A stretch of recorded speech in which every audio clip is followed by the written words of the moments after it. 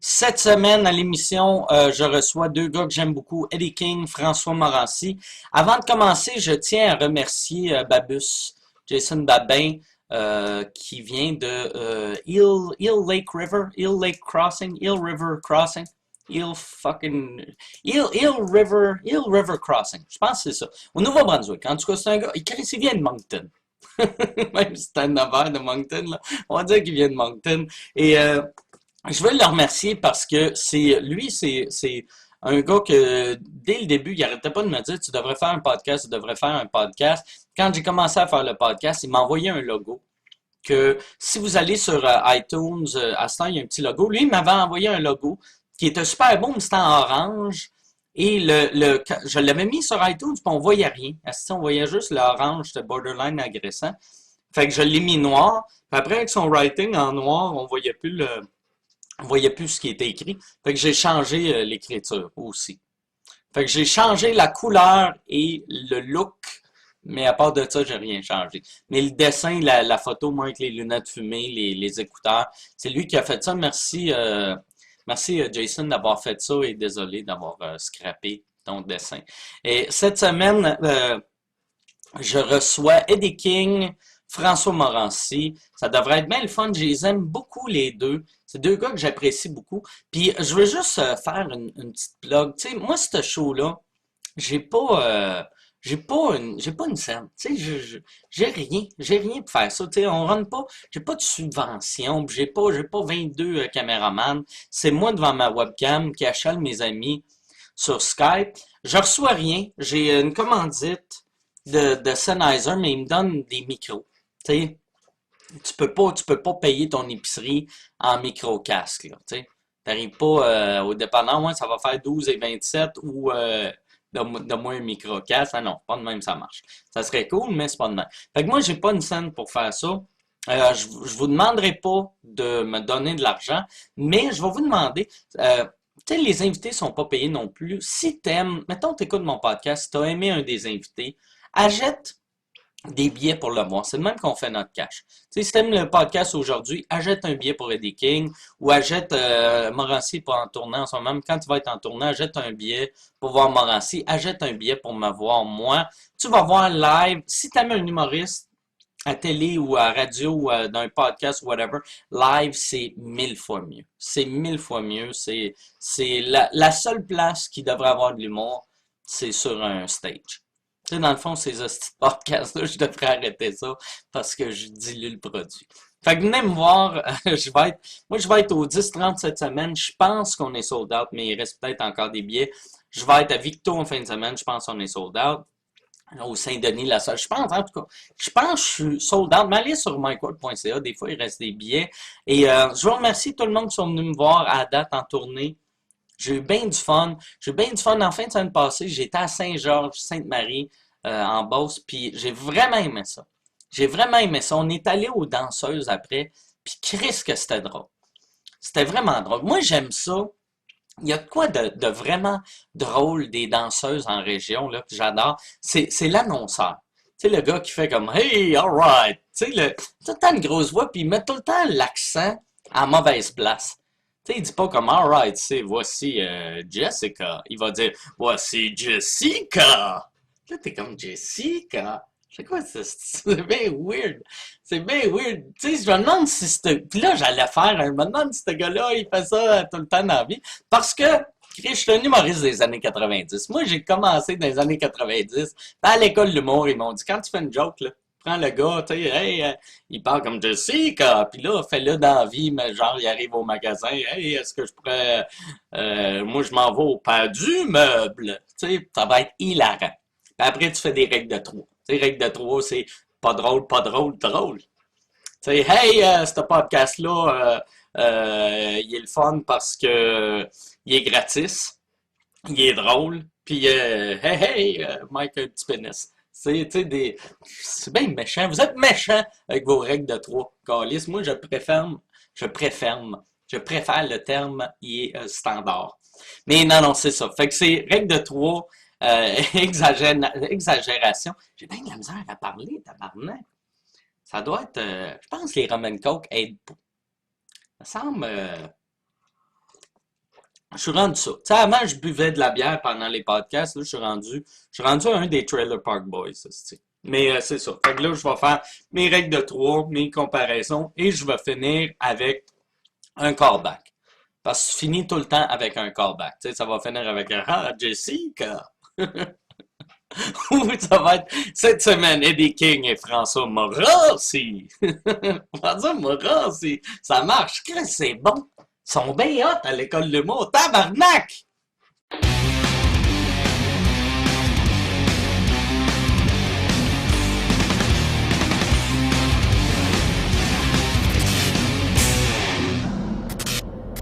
Merci les gars. Bah, merci à toi. Merci d'être là. On est-tu en onde? On est en Ouais, onde. OK, correct. santé. Eddie, Hey! c'est quoi tu bois? Pardon? Il C'est peut pas en quoi, parler. c'est quoi tu bois? Moi, je bois du Baileys. C'est la première fois de ma vie que je te vois boire. C'est rare, c'est rare. En fait, l'alcool, j'ai jamais adoré le goût de l'alcool. Alors, c'est toujours des soft drinks, comme bah, des trucs doux ou sucrés que je peux boire comme Ok. ça. Sinon, c'est. Les gens, ils pensent vraiment des fois que c'est une question religieuse, mais ça n'a rien à voir. C'est juste moi et l'alcool. J'ai jamais aimé le goût de l'alcool. Et puis, quand je buvais avant, c'était vraiment pour me fendre la gueule. C'était vraiment la seule mission, tu vois. OK.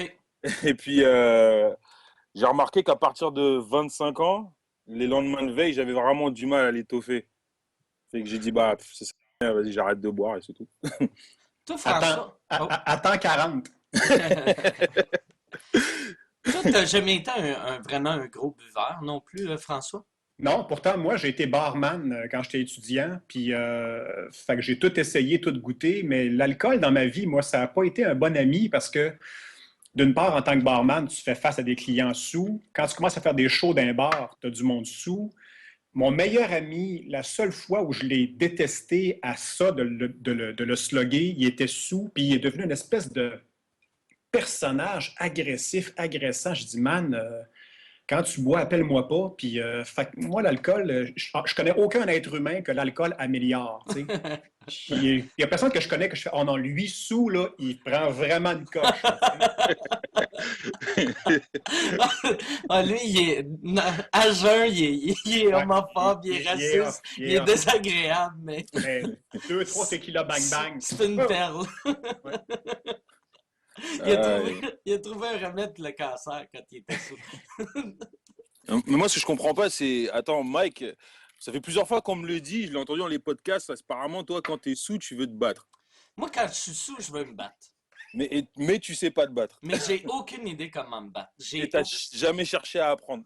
Non, vu que quand je suis sous, je pense que je suis invincible. Parce que pour de vrai, vu que je deviens mou et élastique, c'est comme mon, mon secret. Mais C'est comme les maîtres Shaolin, là, le drunken style. Ouais, ouais. Mais t'as Mais jamais eu, mettons, dans des clubs, quand le monde sous t'a créé des bêtises, puis que toi, tu buvais en plus, ça n'a jamais dégénéré au point où t'as eu à te sauver. non, mais il y a eu, moi, il y a une chose que je fais. Là, en cette heure, je bois plus de fort, puis c'est drôle, je dis ça en buvant un rum and coke, là. Mais quand je bois, euh, puis le monde vient dans ma bulle, ça me tape ses nerfs. Puis pendant un bout de temps, aussitôt que quelqu'un venait me parler, je repoussais le monde, mais avec leur face. Fait que je poussais le monde. Puis ça, là, il n'y a rien de plus agressant que d'avoir un humoriste sous qui te pousse la face. Ça, j'ai passé à ça de me faire tuer au moins 10 fois dans un bar parce que quelqu'un venait me parler dans l'oreille puis je repoussais la face. Mais c'est pour ça, à cette heure, je m'organise pour plus être sous. Tu sais, Eh ben, je suis vraiment désagréable quand tu bois. Ouais. à entendre vos histoires à vous, là, dans votre temps, bah, votre génération à vous, des humoristes, de ceux qui ont fait l'école en même temps que vous, il y a toujours des vraies histoires comme ça, de sous, de bagarres. On dirait que, je sais pas, peut-être aussi parce que ça fait pas super longtemps que je suis dans le milieu non plus, mais on dirait que Ben, j'ai pas vécu tout ça, moi. la raison de ça, je pense, Eddie, c'est qu'aujourd'hui, les soirées d'humour qui sont organisées, c'est vraiment. Les gens vont là vraiment pour Ouais, ça. Tu sais. C'est vraiment des soirées d'humour pour public averti. C'est des fans d'humour les Mhm. bars que nous, on a fait en débutant, c'était des bars qui, une fois de temps en temps, faisaient une soirée d'humour. Fait que t'avais un paquet de monde qui n'était pas là pour ça, qui n'avait pas envie de Ouais, t'entendre. Fait que c'est Ouais. là que ça dégénérait un peu, tu ouais. sais. Ouais, c'est ça. Il se disait, ah, l'humour, le monde aime ça. OK, parfait. On va pas besoin de stage. Le micro du DJ avec un fil 4 pieds de Exact. long. Puis, alright, hey, place à l'humour. Puis, c'était horrible. Bah, moi, mais Ouais. ces histoires-là, moi, c'était dans le temps du hip-hop que je les ai vécues. Ouais, ben, Ouais, ouais. C'était vraiment dans ce temps-là.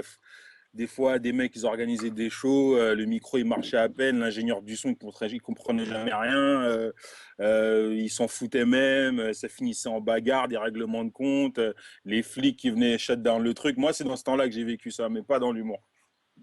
dans le temps que tu faisais du hip-hop, Mhm. c'était-tu surtout à Montréal ou t'allais-tu, genre en Outaouais, il y a pas mal, c'est des fans de hip-hop, je pense, hein? Ben, ça fait rire que tu me poses cette question-là, parce que tu sais quoi, la première fois que je t'ai croisé de ma vie, c'est j'allais faire un show à Québec. Et je t'avoue, je connaissais pas beaucoup l'humour et je Ah t'ai ouais, croisé ah ouais. dans une station-service. Ouais, je m'en rappelais pas, mais tu pensais que j'étais un des mecs comiques. Tu m'avais demandé si Exactement, j'étais un ouais. des mecs comiques. Ouais, on vous Ouais. confond sans arrêt. Ouais. Mais Ouais, non, c'est la première fois que je t'avais rencontré. puis Mais c'était quel? Tu me l'as jamais dit, c'était lequel des trois que tu pensais que j'étais? Tu peux pas le savoir, Mike. en fait, j'en sais rien. Je sais juste que ta face me disait quelque chose. Et après, je me Ok. suis dit, ouais, je crois que c'est un des mecs comiques. Mais après ça, je Ah. connaissais pas les noms. Je les connaissais pas par nom à cette époque-là. Et ouais, du coup, non, ça, je me rappelle très bien. T'avais une Mercedes noire à l'époque. Hein? Ouais, T'as eu une Mercedes? j'ai eu une Mercedes, oui. Fait que toi, t'as commencé avec une Mercedes, puis après, t'as dégringolé de modèle en modèle. Mais la seule raison pourquoi j'ai eu une Mercedes, c'était à l'époque de Testostérone. Je voulais m'acheter une Honda Civic, puis personne ne me connaissait encore, puis j'avais un peu d'argent. J'avais été chez Honda, puis le vendeur, c'était long avant qu'il vienne me voir, puis il passait, puis il me regardait avec un peu de mépris chaque fois qu'il passait. Puis je regardais genre la Accord ou je sais pas trop quoi, puis il m'avait juste dit, ah non, non, ça, t'es mieux avec la Civic. Puis là, il avait pointé la Civic. Puis là, j'étais comme, ils viennent pas me servir. Puis quand je regarde, ils me pointent tout le temps vers le plus bas de gamme. Fait que j'étais en tabarnak. Fait que tu le Puis pousses d'en face. je l'ai poussé d'en face. J'ai échappé mon Roman Coke. Non. Mais après ça, le réalisateur de Testostérone m'avait dit, il avait dit, va chez Mercedes, va chez BM, tu vas arriver en jeans, t'as de l'air d'un tout croche, ils vont penser que t'es un milliardaire. Fait que j'ai juste fait le test. Je suis allé chez Mercedes, j'ai vraiment eu un bon service. Puis j'ai acheté un Mercedes usagé, fait que ça a coûté le même prix que la Civic aurait coûté. Tu sais. Fait Tu l'as que eu ça, combien, tu l'as eu je, combien de temps? je l'ai eu 3 jours. Et après, ils sont venus le saisir. Non, non, j'ai Hein? eu. Non, non. Ah, Non, j'ai eu la Mercedes 2 ans. Mais OK. j'haïssais ça pour mourir vu que c'était traction arrière. Fait que Ouais. Ouais. l'hiver, je mettais des poches de sable en arrière. Fait que là, puis c'était les premières années d'Internet. Fait que je recevais tout le temps des emails de monde qui me voyait de ha ha ha, cette petite BS qui met des briques dans son coffre de char. Tu joues au millionnaire avec ta Mercedes. T'es obligé de mettre du sable dans ton coffre. Mais toi, Eddie, c'est ça, t'as, t'as fait du hip-hop, mais t'as aussi, tu t'entraînes d'un combat, hein? Ouais, ouais, ouais, ça c'est mon hobby. Je sais que mon physique ne suit pas non plus tout le temps, mais ouais, je m'entraîne Les en combats MMA. ultimes? Ouais, ouais, ouais, ouais. Ça c'est franchement c'est mon passe-temps et j'aime bien ça. Et puis des fois j'arrive même à lier certaines choses avec ma vie en humour, c'est-à-dire que à me pousser plus loin et à me pousser un peu, c'est plus dans la philosophie que ça me permet d'apprécier le sport.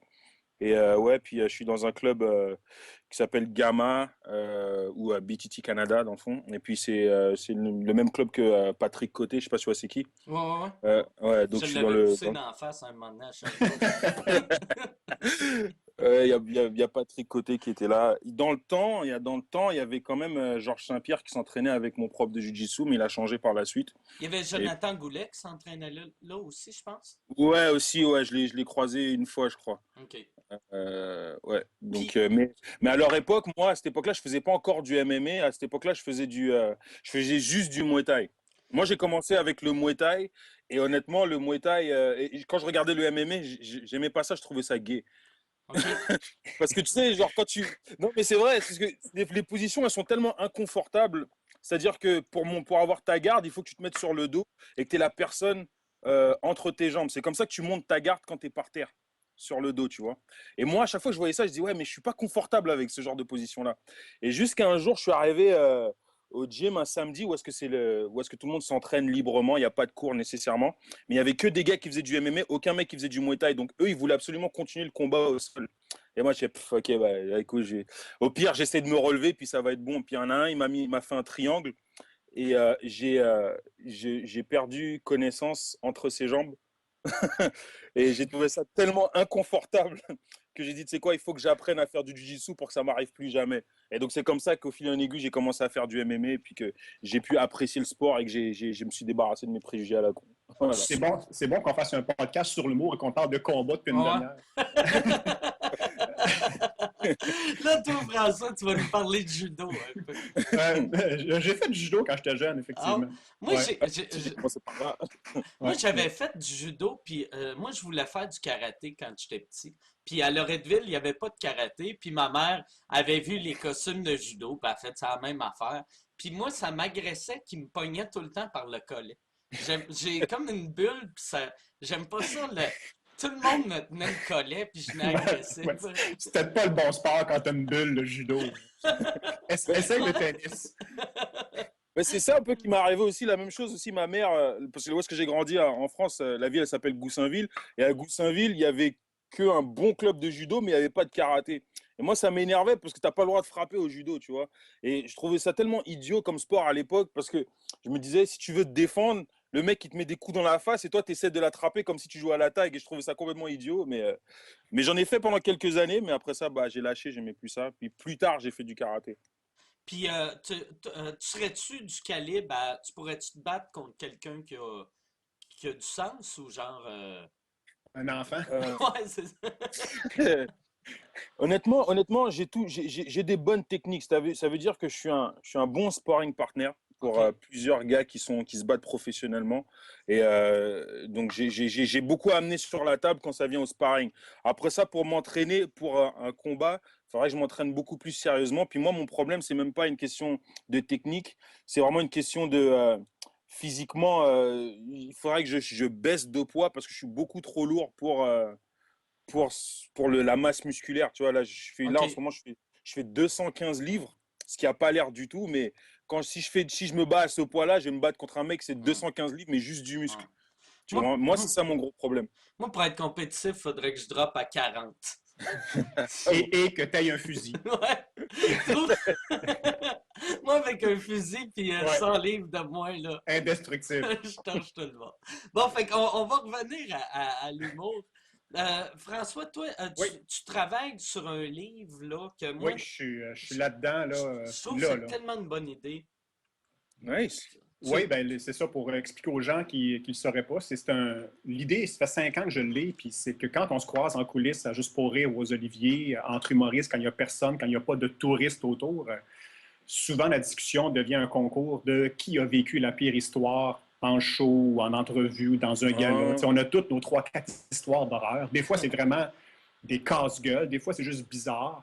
Il y en a, parce que j'ai rencontré 25 qui m'ont toutes raconté leurs affaires que j'écris, puis il y en a vraiment qui ont remis tout en question. Je veux dire, leur Ah ouais? carrière. Écoute, Sugar Sammy a vécu de quoi? Ou vraiment, Jeff Mercier, quand il a eu son blanc, il faisait un gala hommage à Yvon Deschamps, puis c'était comme son deuxième gala à vie. mm. Puis il reprenait une version actuelle de Les Unions Cossadone, puis il y a eu un blanc, mais un blanc, là, pendant 1 minute où tu sais pas où tu t'en vas. Puis 1 minute de blanc à Juste pour rire, là, Ah ouais. c'est comme 15 ans d'écartèlement. C'est long, 1 minute. Là. Fait, puis lui, il m'a dit, ça m'a pris 6 mois à m'en remettre. Ça.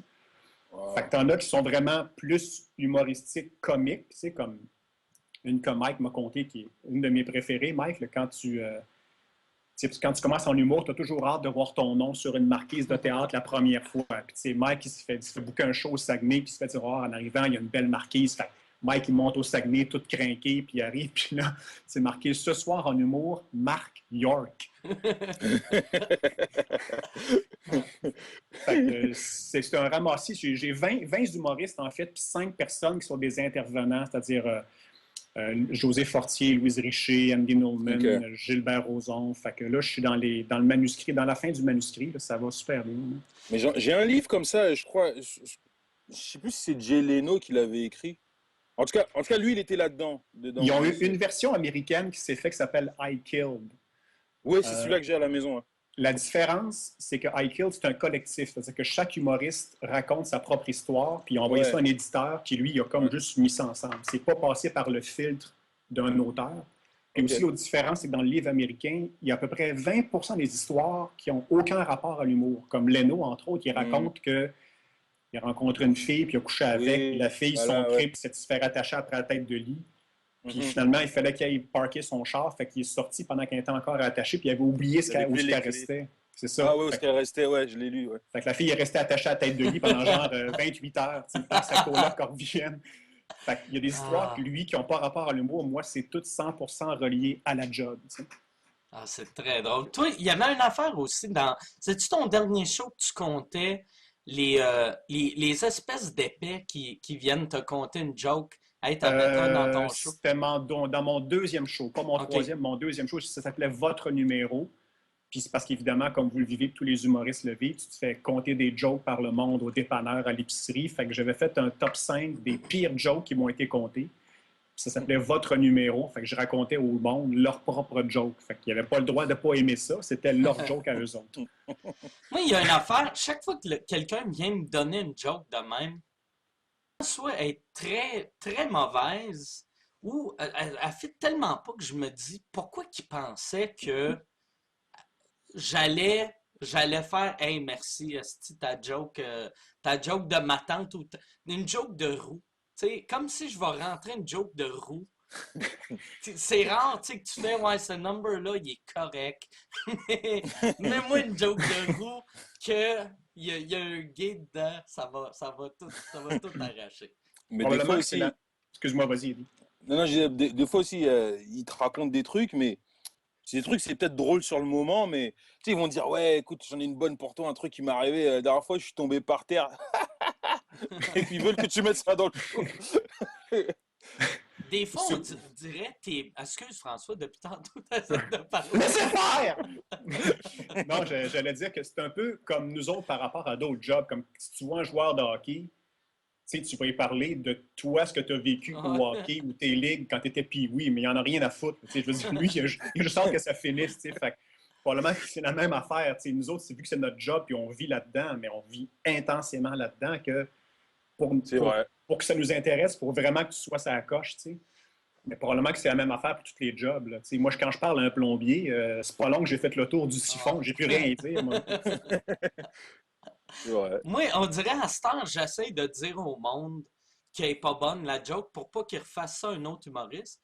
Mais je me sens tout le temps mal parce que je vois que ça les scrape complètement. Là, tu sais, le monde sont déçus, puis sont à la limite, sont blessés. Puis En là, même temps, je fais tout le temps, OK, wow, je vais l'essayer. mais en même temps, t'es Mike Ward, je veux dire, vexer les gens, tu dois être habitué.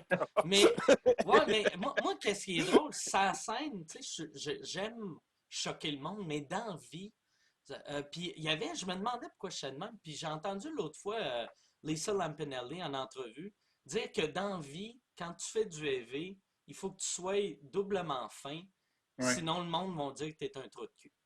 Tu sais, comme vous autres, tu sais, vous pouvez être plus trou de cul que moi dans la vie, puis ça passe mieux. Non, mais c'est vrai, tu sais, tu sais, si quelqu'un me regarde, ça, c'est arrivé une fois, il y a pas longtemps d'ailleurs, je sortais du dépanneur, puis il y a un gars, il sourit, il avait un sourire en me regardant, mais tu sais, il n'a pas fait de signe de tête, juste il souriait. Fait que moi, j'ai continué à marcher, puis là, en passant, j'ai fait, ben oui, c'est ça, c'est truc de cul. Puis là, j'ai Hein? fait, OK, hey, calice, OK, parce que j'ai pas fait bonjour, monsieur. Tu sais, Chris, je suis pas le bonhomme carnaval, là. Tu sais, je suis pas supposé de saluer tout le monde. Mais, fait que là, en ce temps, je dis, j'essaye, aussitôt que quelqu'un me regarde, je fais un petit signe de tête. J'ai de l'air de. Je suis l'idiot du village. Bah, je pense que c'est un peu pareil pour tout le monde aussi, parce que même moi, il y a des fois, je pense il y avait une fille que je connaissais, c'est la cousine d'une de mes amies, elle m'avait appelé parce que elle pensait qu'elle faisait, pour elle, elle m'aidait, elle me disait, ah, tu sais quoi, j'ai un bon truc pour toi, j'ai un bon plan, comme je crois que c'était un corpo qu'elle voulait que je fasse, elle m'a appelé à un certain moment donné, mais je crois que j'étais en train de conduire. Alors tu sais, quand je conduis, même si le kit main libre, des fois j'ai la tête ailleurs, fait que j'étais un peu expéditif quand elle m'a appelé. Et elle l'a toujours mal pris, comme si genre euh, j'étais méchant avec elle ou que j'étais méchant. Et on dirait que vu que t'es sur la sellette, les gens ils le voient au centuple. Fait que apparemment, quand l'émission de Tout le monde en parle est passée, où est-ce que j'étais, pendant qu'elle regardait, tout le monde était comme ouais, ouais, tu sais, ouais, c'est super cool, mais elle elle me bâchait Ah! devant tout. Et finalement, mon amie, elle m'appelle, elle dit ouais, ma cousine, elle t'aime pas du tout, je sais pas ce que tu lui as fait, tiens, je te la passe. Et quand je lui ai au téléphone, elle était surprise de m'entendre parce que elle, dans sa tête, c'est comme si j'ai la grosse tête et c'est fini, je suis plus du monde normal et tout ça. Et elle m'a expliqué que c'était à cause de cette histoire-là. Et des fois, on dirait que c'est vraiment les gens, si t'es pas gentil avec eux plus que la normale, ils vont vraiment penser que c'est personnel. Moi, c'est ce que j'ai l'impression aussi. Ouais. Donc, Ben, les gens jugent rapidement. Ils vont interpréter des choses. Ils vont interpréter. C'est même pas juger ce que tu dis ou ce que tu fais. Ils vont interpréter ce que tu n'as pas dit ou pas fait, ou ton regard, ou voilà. juste le vêtement ou ta démarche. Et il y a des aspects de ça que tu contrôles. Les gens te parlent, tu contrôles ta réaction, mais il y a un paquet de Mhm. ça, de choses de cet égard-là que c'est pas de ton contrôle. À un moment donné, tu peux pas rentrer dans la tête du monde. Ouais. Non, non, non, je suis pas de même, je suis pas de même. Tu sais, à un moment C'est donné, ça. Moi, C'est vrai. l'affaire, tu sais, que je dis souvent salut au monde, puis la fois que j'ai eu de l'air le plus cave, c'est un moment donné, moi, je sais pas pourquoi le monde me reconnaît en auto. Puis à chaque fois, puis sûrement que vous autres, vous vous faites reconnaître aussi, mais moi, quand je chauffe, je regarde pas c'est qui qu'il y a dans le char à côté. Puis un moment donné, surtout à Saint-Jean, on dirait que je me fais plus spotter. Puis là, j'étais pas loin de ma rue, je roulais. Puis là, je parlais avec ma blonde, puis là, j'ai disais, ouais, ça, je me fais tout le temps reconnaître en char. Puis elle disait, tu te fais pas reconnaître. Ouais, oui, je me fais reconnaître. On arrête la lumière, puis là, quelqu'un fait comme, baisse ta fenêtre, baisse ta fenêtre. Là, je fais, regarde, si je me fais encore reconnaître, je baisse la fenêtre. Puis c'est une fille, elle voulait juste, c'est une Américaine qui voulait savoir, était où la route pour se rendre au Vermont. J'avais tellement un gars qui se prend au sérieux, là. Mais Aïe, aïe, aïe. c'est un peu pathétique. Non, mais moi, quand je veux pas me faire reconnaître, c'est très simple. J'enlève ma casquette, les gens, ils me reconnaissent plus. Ah, c'est vrai. c'est vrai que C'est tu as vraiment toujours une bizarre. casquette. C'est-tu une affaire de marketing ou c'est juste parce que tu aimes avoir une casquette? Ou... Ça l'est devenu, mais malgré moi, Parce qu'il ça l'est cale, devenu. il cale jusqu'à ici. C'est pas Il, vrai. il se Tu vois, peigne les tresses. Il y a juste. ouais, je fais comme ça sur le côté. Non, mais même c'est pour ça que quand j'ai fait Tout le monde en parle, dans mon interview, j'ai gardé la casquette. Mais pour le reste de l'interview, j'ai dit j'enlève ma casquette, comme ça je vais faire taire les rumeurs que j'ai une calvitie. Non, puis c'est vrai, t'as zéro calvitie, là. Tu sais, Ah, ouais, ils sont là mes cheveux, déjà, Ah ils ouais? sont tous là. Ah Ouais, ouais, ouais, ben ouais. ils sont là. Voilà. Mais puis, c'est donc, la première fois, je pense que je t'ai vu, pas de casquette. Tu sais, je t'ai reconnu, j'ai pas fait, hey, c'est-tu un des gars des mecs comiques, là, tu sais, mais il y a de quoi de différent, vu que t'as tout le temps, tu sais, on dirait que ça fait partie de. C'est comme si, mettons, je voyais François, tu sais, il Avec manque un. Avec un là-bas. Bah, je suis comme Calimero, qu'est-ce que tu veux. Voilà, sauf que c'est ma casquette, c'est pas une coquille, c'est tout. Toi, François, je reviens avec ça. Tantôt, on parlait d'entraînement, vu que c'est du Oui. spécial entraînement, ça a l'air. Toi, tu as été longtemps. Tu t'entraînes-tu encore beaucoup? Là, je suis dans un trip de yoga depuis un an. OK. J'ai découvert ça, puis je tripe bien gros là-dessus. Puis c'est quelque chose que tu peux faire même en tournée dans la chambre d'hôtel. Ça ne te prend pas d'équipement, pas besoin de partner. Tu sais, tu peux faire ça. Puis c'est... Yoga, c'est comme les arts martiaux, dans le sens que tu as plusieurs styles, puis tu as des affaires bien mollo, puis plus tough, puis tu as plusieurs façons de l'enseigner. Fait que Ça dépend de ce que tu choisis de faire, là, mais il y a moyen vraiment de faire des affaires bien tough, puis j'aime vraiment ça. Mais en fait, moi, l'histoire, c'est que moi, je viens d'une gang qui sont des maniaques de hockey. Moi, dans ma gang d'amis, d'ados, tout le monde jouait au hockey, mais non-stop. Il y en a qui ont joué professionnel, puis fait qu'on jouait au hockey à peu près à l'année. Puis j'ai toujours joué. Puis juste, il y a 5 ans, je me suis écœuré, mais là, j'ai plus remis les patins depuis 5 ans parce que dans les ligues de garage, il y a toujours un ou deux gars qui prennent ça une coche trop au sérieux, tu sais, puis Ah bon? qui se battent. Tu sais. Le gars, il est comptable, là, il est comptable le jour, mais il se bat au hockey le soir. Tu sais. Moi, à un moment donné, pendant un combat, j'ai fait that's it, j'étais écœuré, puis j'ai pris mes affaires, puis j'ai plus jamais rejoué. Fait que voilà.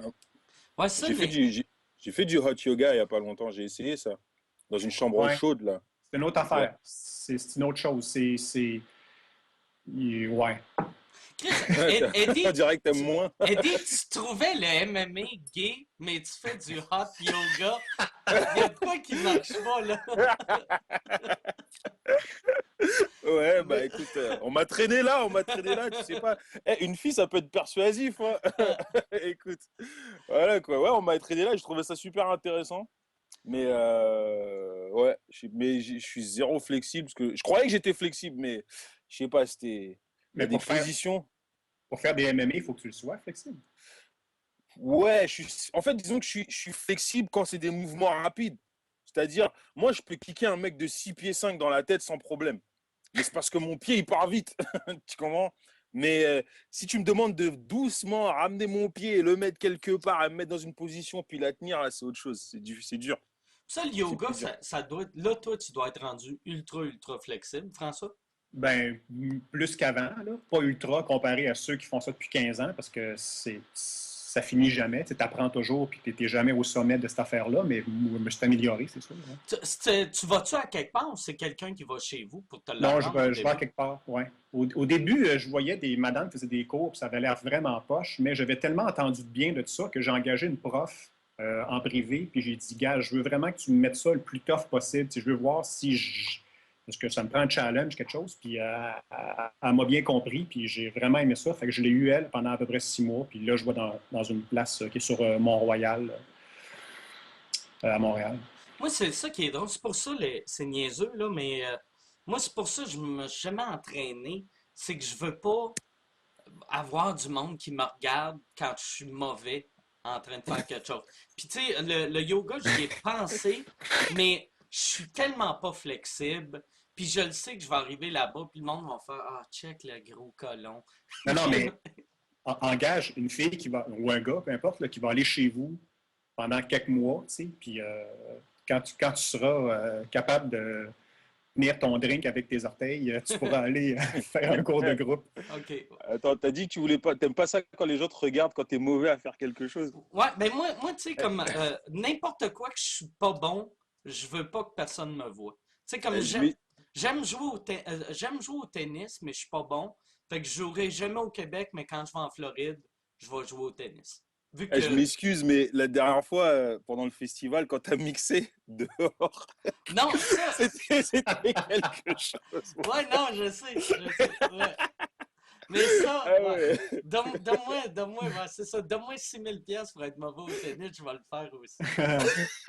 Mais, ouais, Mais non, par contre, quand t'as fait le cover, quand t'as chanté là, quand t'as fait le cover, je sais plus c'était quelle chanson que t'as chanté, tu l'as eu super bien. ouais, ben Ça, merci. j'étais surpris. Ça Ça, devait être Final Countdown, j'imagine. non, non, c'était Hurt So Good de John Ah, Cougar. OK.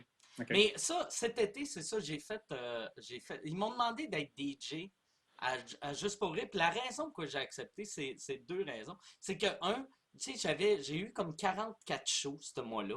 Fait que j'acceptais tout. Puis là, Michel, mon gérant, appelle puis il dit ouais, Juste pour rire veulent que tu sois DJ le dernier soir. Puis là, je fais ils savent-tu que je suis pas DJ? Puis là, il fait, ouais, oui. Puis là, je fais, savent-tu que j'ai comme 3 disques à la maison, tu sais? Moi, j'ai comme bloqué en 94 côté musique. Fait que, tu sais, je connais rien. Puis là, il a dit oui. Puis j'ai dit, regarde, je vais le faire, mais à condition, s'il y a plein de danseurs, il y a plein de monde. Fait que moi, je pensais que j'allais peser supplé, j'allais faire semblant de faire des affaires. Mais le show a commencé, puis il n'y avait personne sur scène sauf moi. Puis là, j'étais comme, ah, tabarnak.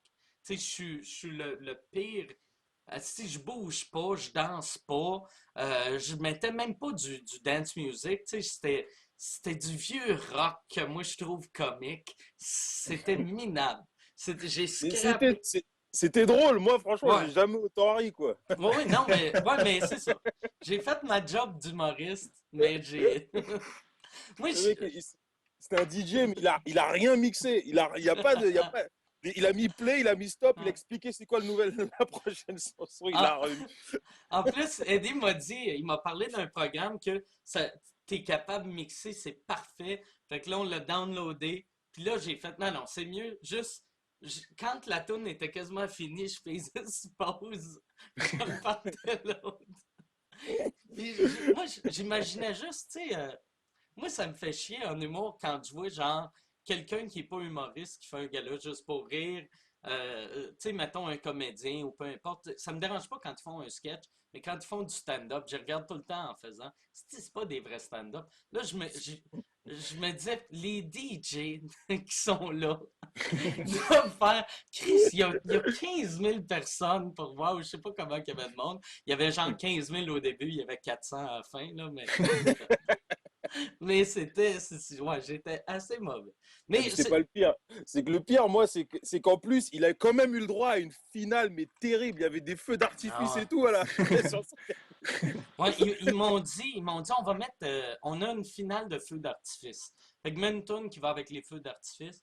Puis là, je me disais, c'est tellement mauvais, tu sais. Fait que j'ai mis I Am a Real American, tu sais, la chanson thème de Hulk Hogan. Puis j'avais les statues avec les grosses têtes de Juste pour rire, les bonhommes mascottes.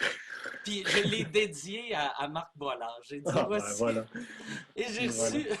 j'ai reçu un texte de Boilard, puis j'ai envoyé le lien YouTube après, puis il a dit, c'est la première fois de ma vie que je vois de la perfection sur un stage. C'était pathétique, mais drôle. Moi, c'est ça. Le monde riait plus de moi qu'avec moi, mais pas grave. Moi, le premier. Ouais, un rire, c'est un rire, tu sais. Et ouais. La madame qui tombe à terre ou le gars qui a travaillé fort pour faire un bon gag. Voilà. Ouais, un rire, c'est un rire. Toi, François, parlant de Boilard, il a été ton gérant jusqu'à quelle année? Il a été mon premier gérant. En fait, l'histoire, c'est que moi, on s'est connus à l'Université Laval. Moi, j'étudiais en journalisme. Boilard était en droit. Puis, il venait souvent voir les games de la Ligue d'impro dans laquelle je jouais. Puis lui, il organisait des shows sur le campus, shows d'humour amateur pour des festivals étudiants. Puis à un moment donné, il a spoté moi puis Anctil parce qu'on jouait ensemble à l'impro. Puis il nous a demandé de monter un numéro d'humour pas commun, là, chacun son numéro. Fait qu'on a fait des numéros sur ce show-là, puis ça a marché au bout. Puis là, lui, il m'avait déjà dit dans le temps, il dit, moi, j'étudie en droit juste pour avoir les connaissances puis la badge d'avocat. Il dit, moi, je veux pas être avocat, je veux pas être dans un bureau. Il faisait un stage, puis il se faisait chier. Puis il dit, moi, je vais aller travailler pour Gilbert Rozon. Fait que quand il a fini son bac, il est allé travailler pour Gilbert. Puis rapidement, il est devenu le gérant de Anthony Cavana. Puis quand moi puis Jean-Michel, on a fini l'école, on est allé avec lui. Puis Anthony, mettons, dans l'ordre, là, à un moment donné, on était 5. Il y avait nous 3, plus Maxime, puis Martin et Marc Dupré, me semble. Me semble Marc Dupré était là. Anyway, à un moment donné, c'est ça. Les gens sont partis, puis moi, je suis resté le dernier avec lui jusqu'à ce qu'il fasse testostérone. C'est pas mal là que j'ai tiré à la plug. Parce que de toute façon, mais pour les bonnes raisons, parce que c'était clair que lui, ce qu'il voulait dans la vie, c'était plus être gérant. Il voulait être devant la caméra, puis c'est très légitime comme désir. Fait que je dis, regarde, faites tes affaires, on va faire les miennes. On était amis avant d'être partner. Fait que laissons faire les affaires, puis restons en Ah, job. Au lieu de continuer puis de s'envoyer chier dans un an parce que là, ça ne marchera plus. Tu sais. moi, j'imaginais juste, je me rappelle à l'époque, tu sais que ça, c'était à l'époque que tu avais ton talk show à TVA. Ouais. Puis je me rappelle quand Boilard, en plus, à Testostérone, il était le monde, le monde qui l'aimait pas, l'aimait vraiment pas. Fait que là, Il en paye encore le prix des fois. Là. oh, mais je me disais, moi, je me rappelle, je me disais, est-ce que ça doit être. Le monde doit rester bête quand ils savent pas, puis qu'ils s'en vont. Moi, je vais rencontrer le gérant François Morassi. Tabarnak! C'est, c'est- Ouais, c'est pour ça, entre autres, il y avait comme trop non seulement il voulait plus faire ça vraiment, mais en plus, ça devenait comme... il y avait de quoi qui ne marchait pas là, dans l'équation. Là. Mais remarque, ça n'a jamais, à ce que je sache, causé de problème. Je ne me suis jamais fait dire Hey, T'as je t'ai perdu pas telle engagé. affaire. C'est ça, je t'ai pas engagé à cause que tel gars, à cause que Boilard. J'ai jamais entendu ça. Si c'est arrivé, moi, je suis pas au courant. OK. Je pense pas que c'est arrivé. Sinon, tu sais, c'est un petit milieu, puis une affaire de même, tout le monde le Ouais. dirait Anyway, je pense qu'il me l'aurait dit lui-même. Moi, je le sûrement. connaissais pas beaucoup. Je l'ai connu par le podcast que vous avez fait ensemble. Je connaissais son nom, mais sans savoir qui c'était. C'est vrai que je l'ai connu, puis bizarrement, dimanche, je l'ai croisé sur un show. On était au Pub Rosemont, puis il testait du matériel, et puis c'est là que j'ai appris à le connaître. Il a l'air super sympathique et tout. Mais Ouais, son ouais. histoire, quand même, m'intrigue quand même, qu'il soit passé d'avocat à gérant, à passer sur scène, que Ouais, tout le monde l'haïsse pour une ouais. émission de télé. Ouais, C'est puis en plus, il y c'est avait cool. vraiment un œil, tu sais, comme tu dis, là, tu sais, au début, tu sais, tu sais, il a spoté toi en til. Dupré, ça a été, tu sais, ça marchait en crise à cette époque-là, tu sais. Il était vraiment bon pour Ouais, starter le monde. il y a un bon jugement il y a un bon jugement pour voir, tu sais, il y a un bon instinct, tu sais, il y a un bon Ouais, ouais. instinct. Puis lui, qu'est-ce qu'il l'a fucké? Ben, c'est ça qu'il dit. C'est que il a joué ça comme si c'était la lutte, sa propre carrière. Tu sais, il Ouais. s'est dit, je vais être le méchant, puis après, je vais devenir un bon, comme à la lutte. Mhm. Mais malheureusement, c'est un peu plus tough dans la vraie vie qu'à la lutte. Ah bon, ok. Donc c'est quoi? Ça veut dire là maintenant tout le monde croit qu'il est encore méchant et puis ça le suit jusqu'à aujourd'hui ou quoi? Ben, c'est que le monde, parce que, tu sais, je ne sais pas, au Québec, on dirait, il faut que le monde te trouve sympathique. Puis Boilard, vu que quand il est arrivé, il est un petit peu arrogant, son personnage ou persona. Fait que là, on dirait que si t'es pas sympathique au début, même si après il voit que t'es sympathique, tu restes tout le temps dans la tête de Asti, c'est le gars arrogant. Moi, tu sais, j'ai toujours eu peur de ça, mais moi, au contraire, en fait, j'ai toujours eu peur que, à force que tu sois super sympathique, t'es comme un côté vulnérable. C'est-à-dire que, en fait, mettons, comme un mec comme toi, Mike, tu vois, bon, toi, ça a pris le temps que ça a pris pour que tu puisses arriver où est-ce que t'es, et tu l'as assumé par rapport à ton style et par rapport à ce que tu fais. Mais tu sais, c'est comme si, genre, euh, j'ai comme l'impression qu'il y a il y a la manière que tu commences par être un peu désagréable, mais après ça, ton image, elle peut que s'améliorer. Tandis que des fois, quand tu es trop gentil, quand tu es Ah trop ouais, c'est vrai. gentil, des fois, on dirait que tu peux tomber de tellement haut juste pour une seule connerie, tu vois. Juste parce que tu as Ah ouais. dit un truc de travers et on dirait qu'à chaque fois, il faut que tu fasses tellement trop attention à ce que tu dis, à ce que tu fais, à ta carrière, que des fois, je sais pas, je me demande, est-ce que c'est vraiment ça la formule? Est-ce Ouais. que être Hey, trop gentil? excuse, François vient de mourir. Ben, il est Ouais. pas mort, là, mais désolé. Chris, c'est plate. Tabarnak. Je croyais que Skype, c'était plus fiable avant. OK, c'est juste moi qui est parti ou. Oui, oui. Ouais. Ah ouais? Puis Ah. le pire, c'était super intéressant ce qu'Eddie disait. Non, mais c'est vrai. On recommence.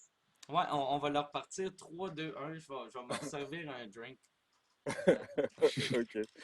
Bah, donc, ça, comme je disais, c'est que des fois, moi, je trouve que c'était un peu le contraire. C'est que j'ai l'impression que quand tu es trop gentil, il faut toujours que tu fasses attention à ce que tu fais. Tandis que, mettons, comme Mike Ward, qui a la carrière qu'il a, c'est-à-dire que ça a pris un peu plus de temps par rapport à son style qu'il assume complètement, tu vois, que maintenant, il a commencé à un certain niveau, mais maintenant, son image, elle peut que s'améliorer vu qu'il a commencé en étant le badass, tu comprends? Ah.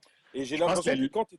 Oui, l'important, vas-y. c'est qu'il faut juste que, que mon Dieu, l'image que tu as, il ne faut pas que ce soit un choix stratégique. Il faut juste que Ok. ce soit, que tu l'assumes pleinement, ce qui fait que c'est pas OK, c'est pas comme jouer à la bourse. Il faut juste que si tu es fin, tu es fin, puis si tu es baveux, tu es baveux, puis si tu es prétentieux, tu es prétentieux, mais peu importe. Mais tant que tu l'assumes pleinement, puis que tu trouves ta voie, je pense Mhm. qu'éventuellement, les gens vont embarquer là-dedans. Puis ceux qui n'embarquent pas, ben, ils n'embarquent pas pour les bonnes raisons. Ouais, ouais. Tandis que si tu essaies de faire un personnage qui n'est pas toi, là, si ça ne marche pas, tu es furieux parce que ça n'a pas marché, parce que tu n'as pas fait ce que tu pensais, puis le monde ne t'aime pas pour la bonne raison, mais tu sais qu'un gars comme Mike, il assume tellement, puis Mhm. tous les gars, en fait, je pense, Mhm. qui font de l'humour qu'on peut qualifier de heavy, l'assument à 100%, ce qui fait que la plupart, en tout cas, moi, je les connais pas mal toutes, puis la façon qu'ils me parlent, puis Mike aussi, tu me diras, mais je pense que c'est le cas que c'est ceux qui t'aiment pas, ben, ils t'aiment pas pour les bonnes raisons. Fait que, tu Ouais.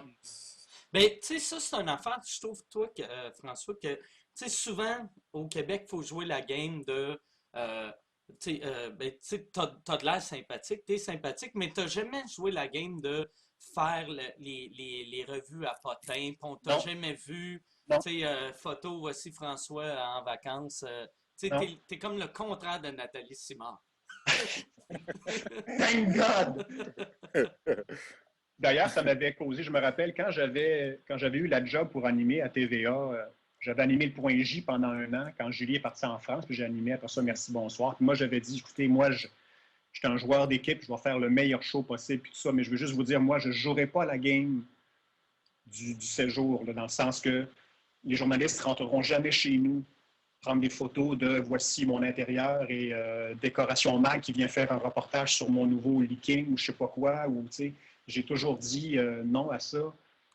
Parce que c'est pas moi, c'est juste pas moi. Puis c'est même pas une critique que je fais de ceux qui le font. Moi, si tu le fais puis tu l'assumes, parfait. Moi, c'est comme quelque chose que, de nature, je suis même pas un patineur. Tu sais, moi, ça m'intéresse savoir, mettons, avec qui vous deux vous couchez, là, juste ça, ça ne m'intéresse pas. Mais si, en parlant avec toi de la fille avec qui tu es, j'apprends sur les relations humaines, ça m'intéresse en maudit, de savoir, OK, Eddie a vécu telle affaire avec telle fille, puis il a fait ça, puis ça m'intéresse. Mais juste de patiner, c'est pas moi, tu sais. Mais ça marche, puis il y en a. Puis au Québec, soyons honnêtes, on est vraiment choyés parce que une fois que tu leur dis non, moi, je me suis fait jamais écœurer. Hein. OK. Jamais ils ont voulu défoncer la porte. Ou, c'est arrivé une fois au gala artiste, c'était-tu la troisième année que j'animais ou la. En tout cas, peu importe. Je sortais avec une fille dans le temps qui arrive au gala. Et puis, je sais pas, elle n'était pas avec moi parce que moi, j'étais déjà dans la salle en train de me préparer. Fait qu'elle arrive avec mon gérant puis mes parents. Puis là, il y a un journaliste qui la voit, puis elle la trouvait bien belle, puis il dit mon Dieu, il dit vous sortez de où, vous? Êtes-vous une vedette? Êtes-vous dans un téléroman? Et là, ma mère, qui dit c'est la blonde à François! Fait que là, dans les cours vedettes de la semaine d'après, c'était François Morancier est en amour, puis là, il disait son nom, puis il disait qu'elle était enceinte, ce qui n'était pas vrai. Fait que là, elle a capoté un peu, elle disait, coudon, c'est quoi cette affaire-là? Ben, je dis, c'est ça, c'est le genre d'affaire qui arrive, là, c'est des dommages collatéraux, là, c'est sans conséquence, ils n'ont pas mis ta photo, tout ça, là, mais voilà. Ouais, t'es le gars, ouais, c'est ça. T'es le plus discret du Québec. Je suis sûr, quand tu vas te marier, tu vas dire, hey, va m'attendre à l'église. Tu vas rentrer par une autre porte. Oui, mais Non. puis même, je suis même comme ça avec, tu sais, moi je disais ça à mettons, mes 2, 3 amis proches, tu sais, que j'ai, je leur ai tout le temps dit, je dis, moi, quand j'ai un problème, je veux pas que ça se sache, je veux que ça se règle. Fait que mon Mm. premier réflexe, c'est pas d'appeler 1000 personnes pour dire, hey, il m'arrive ça, c'est de voir, OK, je peux-tu régler ça tout seul? Si je suis pas capable tout seul, là, je vais appeler une telle ou un tel, mais c'est pas dans ma nature d'être, tu sais, de tout dire tout le temps à tout le monde, tu sais, parce que je trouve pas que tout ce que je vis est intéressant au départ. Fait que je fais déjà un premier filtre de ce que je pense qui vaut la peine d'être dit, tu sais. C'est un peu comme, mettons, tu sais, j'allais dire, Letterman, c'était ça, sa vie. On connaissait rien de sa vie Ouais, jusqu'à temps qu'il se fasse pogner en train de fourrer ses stagiaires, là. Mais, exact.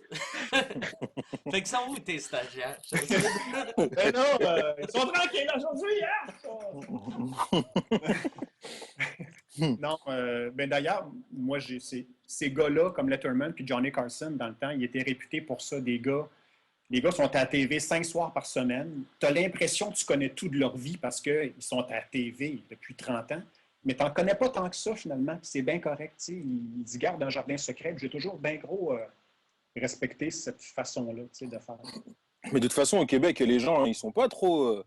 C'est Non, comme tu as dit tout à l'heure, une fois que tu leur dis non, c'est non. Puis tu sais, ça me fait tellement rire parce que ah, des fois, tu vois, bon, malgré que ouais, j'ai grandi en France et tout ça, ma mentalité est tellement d'ici que des fois, quand tu tombes sur des mecs qui sont connus ou soi-disant connus en France, ils se la racontent tellement parce que Hmm.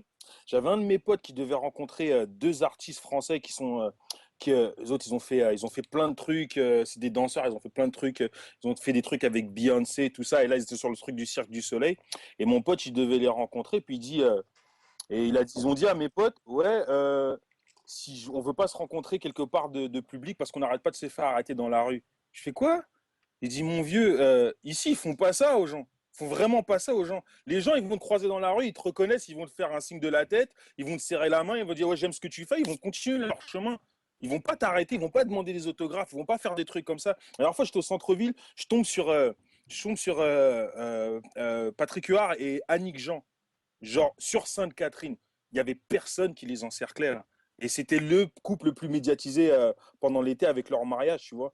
Et moi, ça m'a vraiment étonné. C'est ça qui m'a toujours étonné avec pas chaque, j'abuse là, mais beaucoup de vedettes françaises que j'ai croisées. Souvent, je trouve qu'ils se la racontent, mais Ouais. grave comme ça. Mais Mais vraiment, quand tu vois les humoristes français, juste pour rire, ils ont tout le temps un entourage de 71 personnes. Puis sûr. hey, ça te dérange-tu que mes 11 je sais pas trop qui, se place sur le bar. Ouais, non, mais le régisseur. Ouais, mais le régisseur, peux-tu aller de l'autre bar? Puis c'est vraiment. On dirait le monde, ils se prennent au sérieux le showbiz français. Mais même, Encore là. c'est dans une mentalité qui dépasse le showbiz. Quand tu parlais de MMA tantôt, Eddie, Mhm. il y a deux, trois ans, j'avais reçu Georges Saint-Pierre à Midi Morancy parce qu'on on est voisins, il reste pas loin d'ici. Puis j'avais dit, Ok. veux-tu venir au show? Puis il dit, ouais, ça me tente. Puis il est arrivé tout seul, mais pas d'accompagnateur, pas de gérant, pas de, tu sais, pas de. Des fois, il y a des gardes du corps parce que, veut pas, avec la job qu'il a, il se fait essayer de temps en temps, hein. C'est vrai. Mais il est arrivé tout seul, il cherchait la station dans la place Bonaventure, il m'appelle sur le cellulaire, hey, c'est où? Puis j'étais tout seul, il dit, oh oui, je me suis parké là, tu sais, fait que mais c'est une simplicité, je pense, qui est très typique aux Québécois, Ouais, peu importe la job, là. C'est ça. C'est vraiment comme ça. Et moi, en fait, je l'ai même remarqué en dehors de l'humour. C'est même quand je faisais de la musique, parce que j'ai fait quand même pas mal de premières parties pour des artistes hip-hop français. Puis tu sais, je sais pas si vous savez, mais il fut un temps, le hip-hop français, dans le marché du hip-hop au mondial, c'était en deuxième position. Donc c'était des mecs qui avaient quand même pas mal la grosse tête parce qu'ils vendaient des 200, 300 000 albums et tout ça, machin. Et des fois, j'ai appris ma leçon. Des fois, je les méprise même des fois. Je te jure, les rappeurs français, des fois, je les méprise, mais totalement. Il y en a très peu que je peux te dire, ouais, franchement, je me suis bien entendu avec celui-là. Mais les autres, là, allez, n'importe. Tu sais, c'était vraiment. Je sais pas, mais je trouve que c'est vraiment quelque chose. En fait, c'est même pas la mentalité française. Ce serait même très gros de dire ça. C'est la mentalité parisienne. C'est la mentalité ouais. parisienne. Parce que c'est vrai que quand la fois où je suis tombé sur les mecs du groupe IAM qui viennent de Marseille, eux, ils n'étaient pas comme ça. Eux, c'était complètement différent. Et je trouve que c'est quelque chose de typique de Paris de se la raconter à ce point-là. Puis moi, ça m'agresse. C'est bizarre. D'ailleurs, les Parisiens, même s'ils sont serveurs de restaurant, ont cette réputation-là, de toute façon. Ouais, Moi, effectivement. moi c'est drôle, à Paris, je me suis tout le temps bien entendu avec tout le monde. Tu sais, j'ai jamais. Je sais que tout le monde dit qu'à Paris sont. Mais moi, c'était à Nantes que je trouvais que le monde les serveurs me méprisaient. Ah bon? Il y avait le festival Juste pour rire à Nantes. Et Ouais. le premier soir, j'étais allé. On était une gang de Québécois. Gilbert nous avait amené. Gilbert paye le repas, puis c'était vraiment bon. Fait que moi, je vais pour donner un pourboire au serveur. Puis je sors 50 euros, je vais pour y donner. Puis là, quelqu'un me dit non, non, le service est inclus. Puis je fais non, non, mais tu sais, c'était du bon service, je vais lui donner 50 euros de plus. Fait que je dis au. Le serveur fait juste entendre, puis il fait pardon. Puis là, je fais ouais, mon ami vient de dire que le pourboire est inclus, mais je veux quand même en donner plus. Puis il fait non, le pourboire il n'est pas inclus. Puis là, je fais ouais, non, il est inclus. Puis il fait non, non, non. Il prend le reçu. Je fais regarde, c'est marqué frais de service. Il dit exactement, c'est des frais de service, pas un pourboire. Puis là, j'étais comme, calisse, j'allais te donner 50 euros, puis tu me reprends parce que j'ai appelé les frais de service. Fait que là, j'étais comme, ah, fuck you. Tu sais, puis ça, je l'ai vécu souvent, mais juste à Nantes. Fait que dans le fond, moi, la France, j'haïs Nantes. Non, moi, pareil, ça me rend agressif au bout d'un moment. Franchement, ça me rend agressif. J'aime pas trop rester longtemps.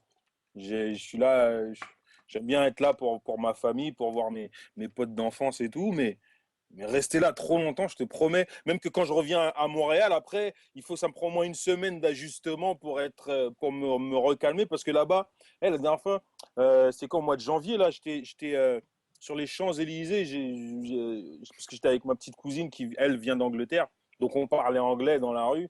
Les mecs, ils sont venus pour me faire les poches, carrément. Et ouais, carrément, ils sont venus pour me faire les poches. Et comment ça s'est réglé, en fait? C'est quand j'ai fini par parler français et qu'il a vu que j'ai un accent, et en plus que j'ai un accent de banlieue, c'est là qu'il s'est calmé. Et OK. qu'il a dit, ouais, ouais, non, non, je croyais pas que machin. Je dis, ok, bah, te faire foutre, qu'est-ce que tu veux que je te dise? Mais c'est à quel point, à chaque fois, il faut toujours que tu toujours les mains dans tes poches quand tu es dans le métro. Je sais pas, au bout d'un moment, je préfère Montréal. Je suis bien ici. C'est drôle. Fait que t'es-tu en train de me dire j'aurais dû être stressé? Moi, je suis stressé partout. Mais à Paris, je n'étais pas stressé. Il y a tout qui stresse. Non seulement les gens, ils te stressent parce qu'ils sont arrogants. Après ça, tu as en plus de ça les petits voyous qui traînent partout. Et en plus de ça, les plus gros voyous, c'est les flics. Moi, ça me stresse. Je peux pas. Je peux pas. La dernière fois, j'ai vu un cortège de camions de CRS. Les CRS, c'est comme les squads tactiques en France. Hein. Il y avait un camion de cortège de CRS qui passait. Et comme ils étaient imposants, je les ai regardés. Et j'étais avec mon cousin. Mon cousin, il m'a cogné. Il m'a fait, regarde-les pas comme ça, ils vont sortir. Et effectivement, il y en a un qui voulait. Il était à 2 doigts de sortir. Et c'est mon cousin qui a fait, non, non, non, il n'y a rien. Et on a continué. C'est juste pour te dire à quel point tout est agressif là-bas. En tout cas, moi, c'est mon point de vue personnellement, quoi. Donc ici, je suis calme, je suis bien, tranquille, pas de soucis. Tu vas-tu, c'est-tu dans le plan de carrière de un coup que tu sais, comme là, ton show vient d'être lancé au Québec, c'est-tu Ouais. à la fin de la tournée, ça va se poursuivre en France ou Moi, très honnêtement, écoute, tu me connais, moi, c'est vraiment les États-Unis qui me captivent, que je veux vraiment viser. C'est vraiment ça que j'ai dans la tête. Si la France, disons que si la France frappe à ma porte, ouais, là, je vais y aller. Mais avant de frapper à la porte de Paris, moi, j'ai frappé à la porte New York ou LA ou quoi que ce soit d'autre. Moi, personnellement. Moi, dans ma tête, c'est ça mon plan. Mais après, tu sais, il faut jamais dire jamais, donc on ne sait jamais. toi, François, t'as-tu, je sais que t'as fait des shows en Europe, mais ça n'a jamais été un plan. Jamais. Moi, quand je vais en Europe, je me sens comme un touriste. Je me sens vraiment pas dans mon élément. Je trouve ça beau, j'admire un paquet de choses là-bas, mais je me vois pas aller vivre là-bas ou déménager, recommencer à zéro. Comme comédie, moi, je suis un Nord-Américain, mais à 100%. Toutes mes références, tous mes modèles en variété, en humour, en gala, en télévision, c'est tous des Américains. Quand je vais aux États-Unis, je me sens one of the boys. Je veux dire, j'ai un petit accent, mais que je perds rapidement, mais toutes les références sont les mêmes, je trouve qu'ici. Je me sens très à l'aise. J'avais déjà été faire des shows en Europe qui avaient très bien été, mais ça, je sais, pour avoir parlé à ceux qui l'ont fait, à quel point il faut Faut que que tu tu. t'installes Aïe, là-bas, puis aïe, aïe, ouais, aïe, aïe, puis oublie ça. C'est des ouais, mois de shows où tu es dans le hum, Mhm, trou, puis hum. mhm. c'est un recommencement de vie. Puis j'admire vraiment ceux qui sont prêts à faire Hum. ça, puis que ça marche, mais pour que ça marche pour un stand-up pur, là, comme moi, puis comme vous autres, en fait, là, Mhm. il n'y en a pas vraiment des Québécois qui ont vraiment sorti la balle du stade en jouant le stand-up pur. Ceux pour qui ça C'est a vrai. fonctionné, c'est des gars comme Anthony, Courtemanche, Stéphane Rousseau, qui sont variétés physiques, qui chantent. Tu sais. Il Mhm. y a un aspect tu sais, Spectacle. cabaret. Ouais. Hum. Mais t'as déjà fait Euh, de l'humour en anglais, François? pardon? T'as déjà fait de l'humour en anglais? J'avais fait une fois un show bilingue dans un corpo pour une banque et ça avait bien été. Puis là, Sugar Sammy, avec qui je suis ami, me harcèle pour que je traduise ne serait-ce qu'un, je sais pas, un 20 minutes ou un 30 minutes de matériel pour aller le tester. Puis il a raison parce qu'on est dans la ville parfaite, on est à Bah Ouais. Montréal. vas-y, J'ai pas vas-y. à prendre En l'avion. plus, il y a au Comedy Works, tu sais, Eddie, chaque fois je le vois quasiment, c'est au Comedy Works. Il organise un show qui s'appelle Fête sur Franglais Open Mic. ou Ah, franglais, ouais, ouais. que ça va être juste des humoristes québécois qui font de l'humour en anglais pour la première fois. Mais d'ailleurs, moi, je suis allé comme dans le public au Comedy Works une fois et je m'étais fait reconnaître par genre à peu près 50 personnes dans le club qui sont des fans d'humour français, mais aussi anglophones. Fait Hum, qu'ils, tu Mhm. sais, surtout maintenant, puis ça, je trouve que Sugar arrive pile avec son idée de faire un show bilingue, dans le sens que les Mhm. gens, tous les gens qui sont dans la vingtaine ou presque maîtrisent quand même les assez deux bien langues, ouais. l'anglais. C'est Ouais, vrai. c'est ça. Fait que, tu sais, ça peut être le même public à la rigueur qui te suit d'une langue à l'autre. Moi, à mon show, j'ai eu un groupe d'anglophones qui ont débarqué, qui m'a vraiment surpris.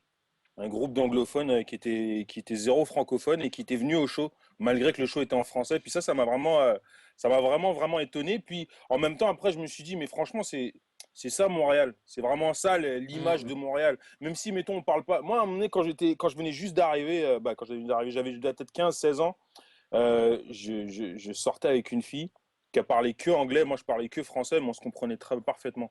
Et c'était assez spécial. Et ça, c'est quelque chose de particulier à Montréal. C'est pour ça que je trouvais que l'idée de Samy de faire un show comme ça, c'est parfait. Mm. C'est Ça arrive exactement le bon timing, ouais. Ouais. Bon, ben, hey, ben, merci les gars. Tu voulais C'est, pas qu'on finisse sur un gros punch, non? je voulais finir sur un gros punch, mais on va rajouter des rires en camp. Ah, Je peux, ok, d'accord. je peux Attends, chanter We Are the World, si tu veux. non, mais j'aimerais ça, vu qu'Eddie fait du hip-hop, que tu finisses Ah! ça avec une petite performance. Ouais, ouais, ouais. Qui ça, moi, ça, une Puis, petite performance? Ben oui, François, va chercher ta sûrement pour pas que bass. vous fassiez du hip-hop, Eddie, là. Oh là là, mais non, mais Va non, mais non. chercher ta bass. Ah, Ça fait longtemps que ça fait longtemps que j'ai pas rappé. Tu joues de la basse? Bah, vas-y, va chercher ta basse alors.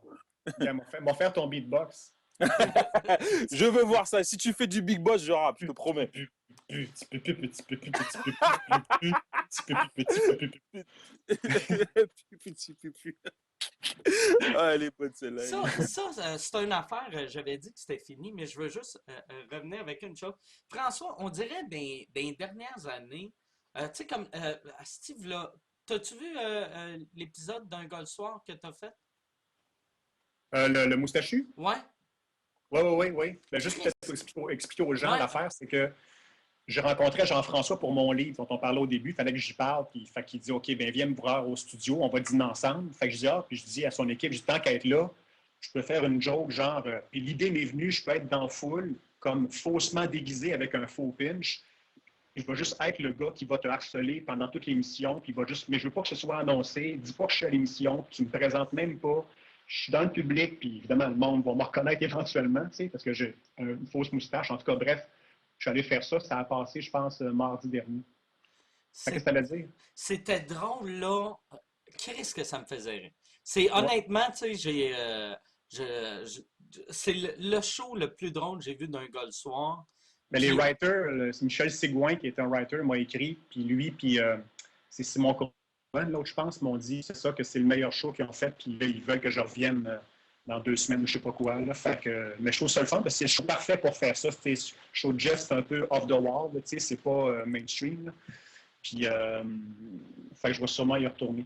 puis Mais c'est où que tu allais avec cette affaire-là? ouais, c'est que tu sais, te voir faire du beatbox, tu sais, vu que t'es un gars de stand-up pur, mais c'est le fun de te voir, tu sais, comme quand tu fais ton monsieur avec la moustache qui crie des insultes, ou, tu sais, comme là le show que tu vas avoir à TVA, Oui, ça, je pense, c'est exactement parfait, tu sais, ça va surprendre le monde, vu que, tu sais, quand on pense à François Morancy, on t'imagine en train de faire du stand-up, mais oui. t'es super bon dans un sketch, puis c'était juste ça. Mais C'est c'est quoi ça, ton ben, show à TVA? ça va être la seule référence que je peux donner. En fait, c'est que j'étais supposé retourner animer des galas au festival, puis ça fait comme 11 ans que j'anime des galas, puis je suis comme un peu tanné. Fait que j'ai dit, m'en faire un 1 heure juste de moi, qui va être 50% live sur scène et 50% sur écran. C'est des capsules préenregistrées qui vont de 1 à 4 minutes. Je ne sais pas si tu connais le Dave Chappelle Show qui passait à Comedy Oui. Central dans le temps, Ah oui, Eddie. oui, oui. Tu sais, c'était un peu ça. Il arrivait, il y avait genre une centaine de personnes, puis c'était Mhm. lui. Même lui, c'était peut-être 5% de stand-up, puis 90% sur écran. Exact. Il faisait juste présenter ses Hmm. sketchs, en fait. Ouais. Mais c'est un peu ça qu'on fait. On a fait un épisode de 1 heure récemment qui va être diffusé à l'hiver. Puis là, déjà, ils m'ont passé la commande d'en écrire un autre qu'on va enregistrer Nice. pendant le festival, pendant le 30e, puis qui sera diffusé à l'autre automne. Là. Ça va-tu devenir des spéciaux, genre une fois par année, ou ça va devenir une série où tu le sais pas? Je ne sais pas parce que TVA n'a pas encore vu le résultat OK. de l'épisode qu'on a fait monter. Fait il y a encore la chance que ça devienne une série de 13 demi-heures ou que ce soit des 1 heure de temps en temps. Puis on attend d'avoir leur feedback qui devrait arriver entre là et 2029, j'imagine. OK. Fait que c'est toujours rapide, la Ils télé. ont peut-être encore en tête, ah, c'est lui qui avait Boilard. Ouais, c'est ça. Excellent. Bon, fait que vois-tu, c'était ça le gros punch de Ah, fin. bon, bravo, Fait Mike. que, merci à Marc Boilard. OK.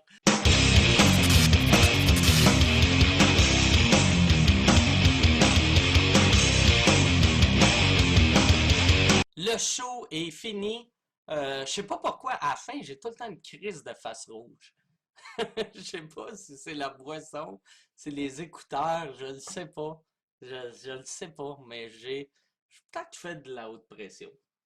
J'ai le bras gauche engourdi. C'est-tu bon signe? Il me semble que c'est bon signe, ça.